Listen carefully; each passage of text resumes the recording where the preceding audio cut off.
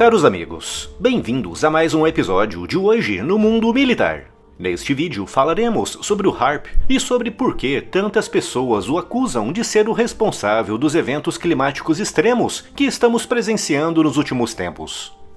A sua empresa pode estar correndo um sério risco sem você saber. Um CNPJ, uma conta do Instagram ou domínio de site não garantem que a marca é sua de verdade, e só existe uma maneira de proteger o nome do seu negócio, o registro no INPI. Com milhões de empresas abertas todos os anos, o que impede que surja algum negócio com um nome similar ao seu? Sem o devido registro, nada impede. A boa notícia é que a Movon resolve esse problema para você. Com mais de 7 mil clientes, a Movon é referência no seu segmento e foi quem registrou o canal Hoje no Mundo Militar. Não arrisque, registre a sua marca. Os links e os meios de contato estão aqui na descrição. Nos últimos tempos, o mundo vem presenciando eventos climáticos extremos, como as chuvas e as cheias severas que atingiram o Rio Grande do Sul, deixando um rastro terrível de destruição, desalojados, feridos e mortos.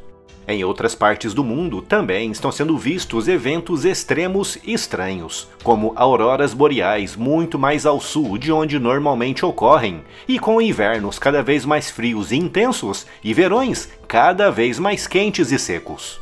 Diante de eventos climáticos assim pouco comuns ou excessivamente intensos, algumas pessoas insistem em apontar o dedo a um suposto culpado, o HAARP, sigla em inglês para Programa de Pesquisa Auroral Ativa de Alta Frequência. Mas o que é o HAARP e por que tantas pessoas o acusam de ser o causador de tudo isso? O HAARP foi ativado em 1993 com a importante missão de estudar a misteriosa ionosfera.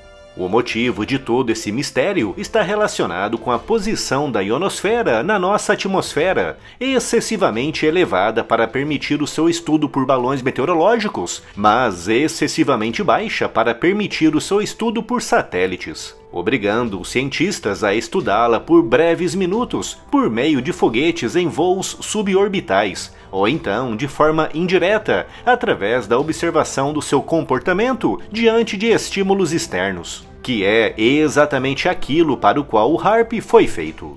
Basicamente, o seu propósito é disparar contra a ionosfera um sinal de alta potência de 3,6 MW numa frequência entre os 2,8 e os 10 MHz na banda HF. E, em seguida, observar a resposta da ionosfera por meio de uma ampla gama de sensores instalados em terra, que incluem radares, receptores na banda HF e câmeras de alta definição.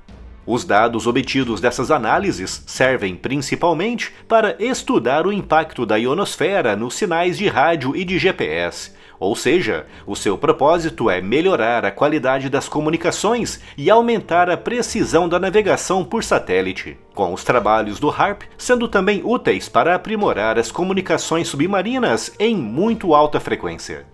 Quando o HAARP foi criado em 1993, grande parte do financiamento veio do Escritório de Pesquisa Naval e do Laboratório de Pesquisa da Força Aérea, os maiores interessados no estudo da ionosfera para melhorar as comunicações via rádio de longa distância e submarinas. Com esse programa atraindo muitos parceiros acadêmicos, com destaque para a Universidade do Alasca em Fairbanks, que desde 2015 é a proprietária das instalações, assumindo os custos de manutenção e operação após o HAARP ter sido quase fechado em 2014.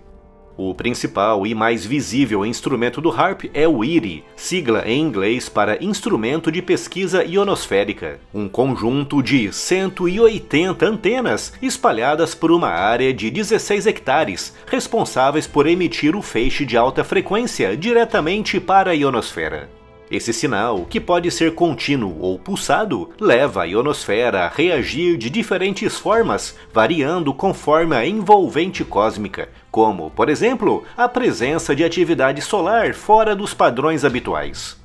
Essa excitação da ionosfera é então medida por equipamentos de observação, ao mesmo tempo em que são realizados testes de comunicação via rádio, tudo com o propósito de se desenvolver formas de melhorar a qualidade dessas comunicações. Portanto, o HAARP é, basicamente, um instrumento científico para observar o comportamento da ionosfera diante de certos estímulos externos, visando, principalmente, aprimorar as comunicações de rádio de longa distância, tanto entre a Terra e a órbita, como entre emissores e receptores na superfície. Mas então, por que há tantas teorias da conspiração envolvendo esse programa? O principal motivo para isso é o fato das instalações estarem localizadas em uma região relativamente distante e inóspita, ao norte da cidade de Gakona, em um planalto no meio do Alasca, a dezenas de quilômetros da povoação mais próxima. O motivo para esse isolamento está relacionado com a extrema sensibilidade dos sensores de medição, que podem ser afetados por circuitos elétricos e sinais de rádio vizinhos. Outro fator que leva a tantas teorias tem a ver com os efeitos dos testes realizados pelo HAARP na ionosfera. Muitos dos efeitos são invisíveis, mas alguns são visíveis, como por exemplo, auroras boreais, com esses efeitos atraindo a curiosidade das pessoas. A dimensão da estrutura, com quase 2 centenas de antenas apontadas para o céu, também contribui para as teorias da conspiração.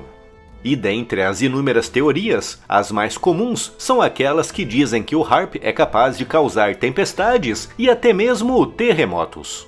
Com relação específica aos terremotos, essas teorias ignoram a mecânica básica por trás desse fenômeno, que é causado pelo choque ou fricção entre gigantescas placas tectônicas a dezenas de quilômetros de profundidade. E, com relação às tempestades, as teorias ignoram outro fato importante. A potência do sinal disparado pelo HAARP corresponde a apenas uma pequena fração da potência de um raio, que é um fenômeno que ocorre quase 100 de vezes por segundo na nossa atmosfera. E com relação aos raios cósmicos vindos do Sol, que a todo instante atingem a nossa atmosfera, a potência do HAARP é ainda menor, correspondendo a apenas 1/1000º da potência desses raios.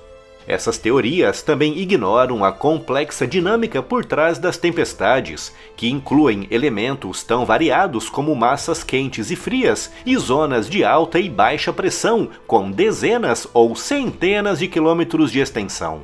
Criar artificialmente essas variáveis exigiria um nível de energia e equipamentos que, neste momento, nem sequer podemos imaginar como seriam. Por isso, quando alguém apontar o dedo para o HAARP como o causador de efeitos climáticos extremos, lembrem-se de que não passam de teorias da conspiração sem nenhum fundo de embasamento científico. E se ainda não está inscrito no canal, inscreva-se já e acione o sino das notificações para não perder nenhuma novidade. Siga as notícias e as novidades do mundo militar também no Spotify. Conteúdos novos em formato podcast todos os dias. Siga-nos por lá e leve o conteúdo do canal para onde você for. É só clicar no link que está aqui na descrição.